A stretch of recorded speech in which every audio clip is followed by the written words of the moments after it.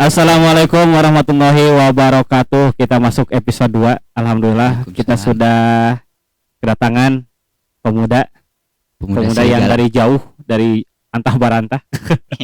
Entah dari mana, kita perkenalan dulu. Oke. Siapa namanya AA yang ganteng ini? Oke, perkenalkan diri ya. Nama saya Haikal Fazul Kabir Standi ya. Saya lulusan angkatan Corona. Terima kasih. Haikal, kumaha sehat Haikal? Alhamdulillah kakak, agak batuk sedikit. Angkatan Corona. Angkatan ayeuna nya, angkatan ayeuna. Corona di tahun kedua. Kumaha tah kesan-kesana jadi angkatan Corona? Corona 2.0 sih kalau lebih tepatnya. Kan gelombang 2, gelombang satunya.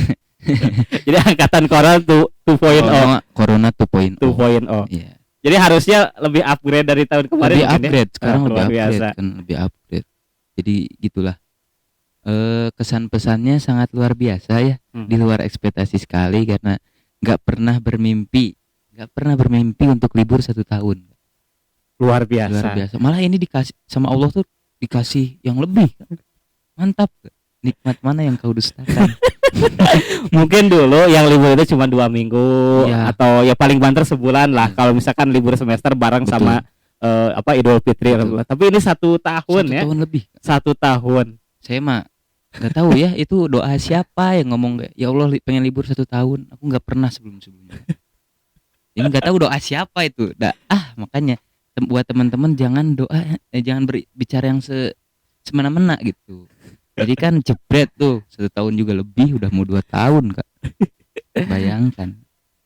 Tapi tentunya banyak yang mengeluh tentang corona atau tentang sekolah di masa corona ini. Tapi tentunya ada yang hikmah atau ada hal positif yang bisa diambil. Kira-kira menurut Haikal hal positif apa nih yang bisa dirasakan dari zaman sekolah dari rumah zaman corona ini?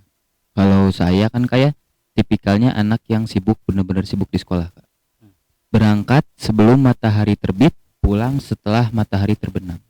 Luar biasa. Iya. Mungkin Anda lebih cocok tinggal di sekolah ya daripada saya memang di sekolah. Daripada di rumah, mending di sekolah kalau di rumah begitu. Tuh kalau dulu hanya tempat tidur doang. Numpang tidur dan sarapan lah paling. Jadi kalau misalnya diambil hikmahnya sih Kak, yang terbesarnya adalah lebih dekat dengan keluarga sih Kak. Ya, jadi Haikal termasuk anak sekolahan banget ya. Anak sekolahan banget kayak Sidul berarti. Betul sekali. Sidul, anak Betawi asli. Kerjaannya bersembahyang dan mengaji. Ayo sekolah ada irah aja. Iya benar ya Kak. Padahal kata Dodi Icera sekolahan tapi sekolah agama mungkin. Sekolah bersembahyang dan mengaji. Ya pokoknya Sidul ya anak sekolahan. Berarti Haikalnya termasuk anak sekolahan. Anak sekolahan. Terus gimana? Sebenarnya kalau kerasa hikmahnya kita bisa lebih memfilter pertemanan Kak. Jadi benar-benar terlihat mana teman yang benar-benar loyal sama kita, mana teman yang cuman ada butuhnya doang sama kita, mana teman yang benar-benar mau berjuang bersama tuh Kak. Kelihatan. Di zaman corona ini kelihatan banget. Nah, gimana tah cara ngebedainnya? Misalnya kalau teman yang ada butuhnya doang Kak. Kayak chat jarang. Ya ngasih kabar jarang gitu kan. Tiba-tiba waktu guru ngasih tugas, Assalamualaikum Kak. Di situ udah baru ngelihat notifnya aja, wah pasti minta jawaban. Pasti. Sedangkan saya jawabannya juga dari orang gitu. Siapa tahu dia ngasih duit. Sangat jarang. Tapi pernah ada. Untuk teman yang ngasih duit gak ada. Oh, gak ada. Karena yang ngasih duit pasti orang tua sih kayaknya. Ya, terus. Jadi gimana terus? Jadi ada ya cuman ngechat, waktu pokoknya biasa nggak ada kabar sama sekali. Waktu misalnya kan guru ngasih tugas tuh 1 minggu Kak. Nah di 5 hari awal itu jarang ada yang ngechat Kak, bener-bener jarang. Nah waktu misalnya mendekati deadline kayak H-1 tugas dikumpulin tuh, itu bener-bener nge-spam Kak. Assalamualaikum Kak, wah udah kayak suara tembakan. Waduh, benar Kak. Terus kalau misalnya temen yang loyal Kak, temen yang mau berjuang bersama adalah ketika misalnya mau ujian Kak. Bre, kita bikin divisi. Biasanya kalau saya kayak kita jujur-jujuran aja lah ya kayak. Misalnya si ujian ini ada 40 soal. Nah misalnya dari 5 orang nih, 2 orang kerjain nomor 1 sampai 20. Yang 2 orang lagi kerjain 20 sampai 30. Misalnya yang 1 orang ini sisanya ngerjain yang 10 soal. Itu tuh kurang satu divisi itu. Apa itu? Divisi doa. Oh, betul sekali. Divisi doa. Tapi biasanya kita berdoa bersama Kak. Berdoanya bersama ya. Iya, berdoa bersama sebelum ujian ya. Setiap hari Kak. Begitu. Jadi ada ya tadi memang tapi itu mah mau corona mau enggak pasti ada yang kayak gitu mah menurut Kakak.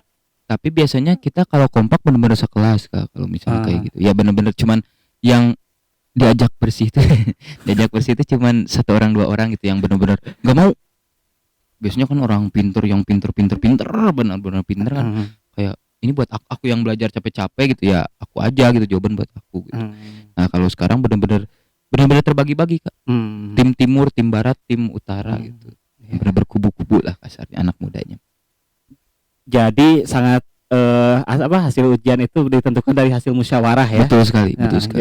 Kan kita menerapkan sila ke-4. Itu pengamalan yang baik atau pengalaman yang kurang tepat ya menurutnya.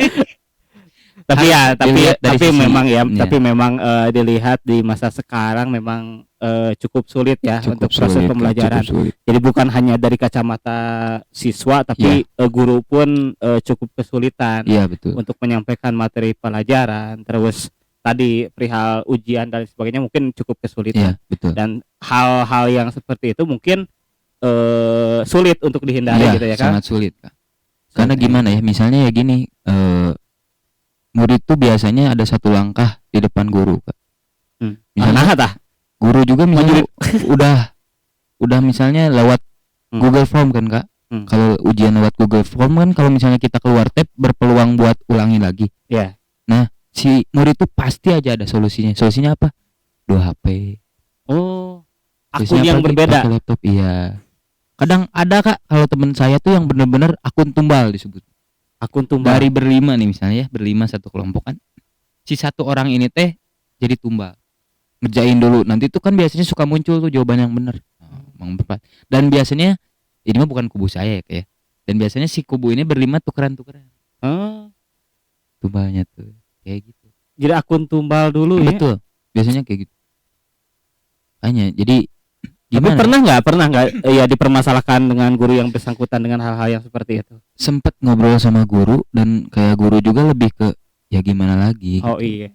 Susah juga Kak.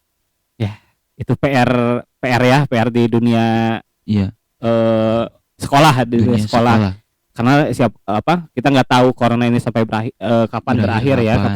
Iya. Atau mungkin nanti ketika beres corona pun mungkin model pembelajaran seperti ini di beberapa situasi mungkin akan diterapkan juga gitu ya. Betul sekali. Jadi dari pihak guru pun harus mulai melek teknologi sekali Kak, harus sekali. Kayak misalnya ya kalau misalnya sebelum Covid kan kayak misalnya ujian di kelas, walaupun gurunya ada di kelas tetap aja kadang bisa ketemu Kak. Ya mungkin dari zaman Kakak nih kayak dulu ya mungkin ada kecurangan kayak gimana Kak kalau di kelas? Ya kalau misalkan di kelas mah biasa kecurangan biasa. Kalau dulu ya zaman sekolah mungkin kecurangannya kalau yang Kakak alamin sendiri sebatas nyatet rumus. Nyatet rumus. Kan pas ujian itu mungkin tidak bisa open book dan sebagainya. Akan nyiapin catatan kecil di kertas. Tapi itu isinya bukan kunci jawaban atau apa, rumus-rumus. Apalagi kalau misalkan masuk matematika, fisika kan banyak rumusnya. Akan nyiapin 1 lembar itu untuk kumpulan rumus-rumus, Nah, nanti pas ujian ya lihat rumusnya kayak gitu. Tapi tetap kudu ngitung deh. Iya, menurut aku itu Kak. Ada 2 golongan. Kalau golongan yang rajin ya Kak. Ya ini yang kita perspektif curangnya. Kalau golongan yang rajin ya misalnya seperti Kakak nyatet rumus. Kalau yang enggak, tim dadakan Kak. Biasanya benar-benar tim dadakan tuh benar-benar terlihat mengerjakannya 15 menit sebelum beres. Pasti Kak. Kalau misalnya kan yang rumus ya Kak ya, pasti ngerjain dari awalnya benar-benar serius kan Kak. Nah, kalau yang tim dadakan awal-awal tuh benar-benar nyantai. Dari mulai tidur dulu.